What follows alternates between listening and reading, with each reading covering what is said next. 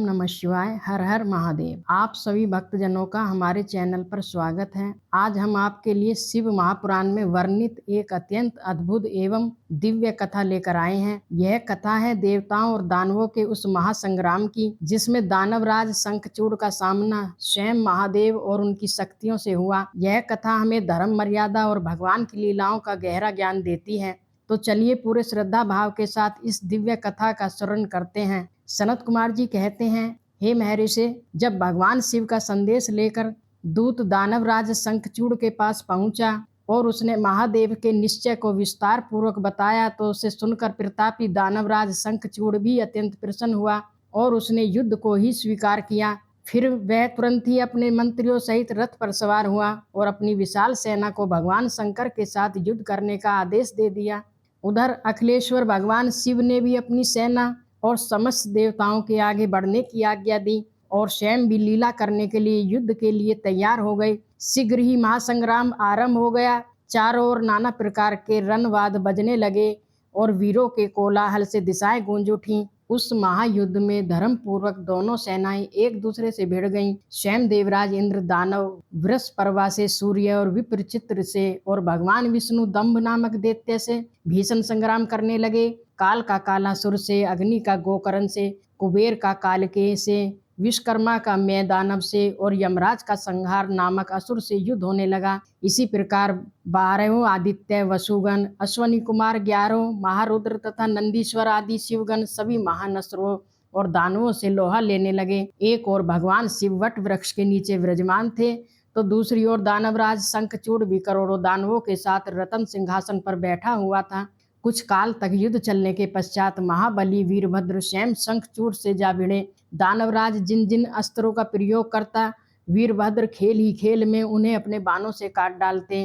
तभी समर भूमि में देवी भद्रकाली ने ऐसा भयंकर सिंहनाद किया कि उसे सुनकर सभी दानव मूर्छित हो गए। देवी अट्टहास करती हुई मधु पान करके रण के मुहाने पर नृत्य करने लगी। उनके साथ उग्र दृष्टा, उग्र डंडा और कोटवी आदि देवियों ने भी मधु पीकर युद्ध स्थल में नाचना आरंभ कर दिया, जिससे देवताओं की सेना में महान हर्ष छा गया। इसके पश्चात देवी काली और शंखचूड़ में अद्भुत युद्ध छिड़ गया। देवी ने प्रलयकालीन अग्नि के समान आग्नेय शास्त्र चलाया, जिससे दानवराज ने वैष्णव शास्त्र से शांत कर दिया। तब देवी ने नारायण शास्त्र का प्रयोग किया। उस प्रलयकारी अस्त्र को अपनी ओर आता देख शंखचूड़ रथ से उतरकर दंड की भांति भूमि पर लेट गया और उसे बारंबार प्रणाम करने लगा। अपने भक्त को इस प्रकार विनम्र देखकर वह अस्त्र स्वयं ही निर्वृत्त हो गया। तत्पश्चात देवी ने ब्रह्मशस्त्र छोड़ा, किंतु महादानवराज ने ब्रह्मशस्त्र से ही उसका निवारण कर दिया। देवी काली ने क्रोध में आकर अपने मुख को फैलाकर शंखचूड़ के सभी दिव्य शास्त्रों को निगल लिया और पुनः गर्जना करने लगी।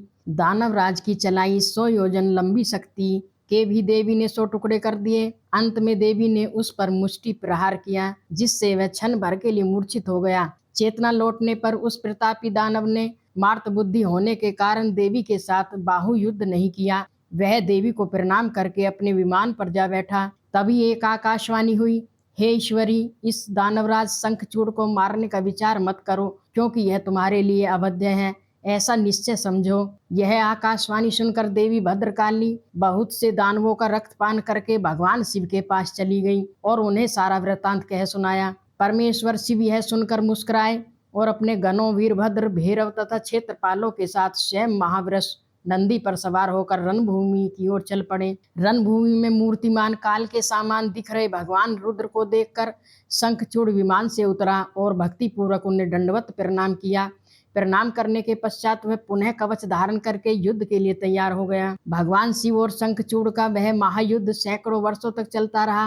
अंत में जब महादेव ने उसका वध करने के लिए अपना अमोघ त्रिशूल उठाया, तभी पुनः आकाशवाणी हुई, शंकर, इस त्रिशूल को मत चलाओ। ब्रह्मा जी के वरदान के अनुसार जब तक इस शंखचूड़ के हाथ में श्री हरि का दिया हुआ कवच है और जब तक इसकी पतिव्रता पत्नी तुलसी का इस सती तत्व अखंडित है, तब तक इसे जरा और मृत्यु भी प्रभावित नहीं कर सकती। अतः आप इसे देव मर्यादा को सत्य कीजिए।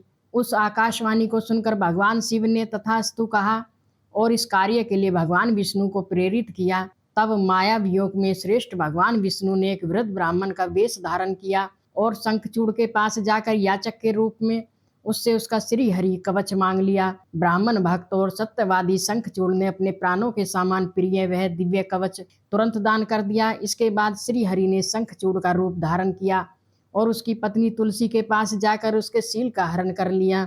जैसे ही दोनों वरदान खंडित हुए, भगवान शिव ने शंखचूड़ के वध के लिए अपना विजय नामक महात्रिशूल हाथ में लिया। वह त्रिशूल जिसमें करोड़ों सूर्य का तेज था, आकाश में चक्कर काटता हुआ शंखचूड़ पर गिरा और उसने उसी क्षण उस दानवराज को भस्म कर दिया।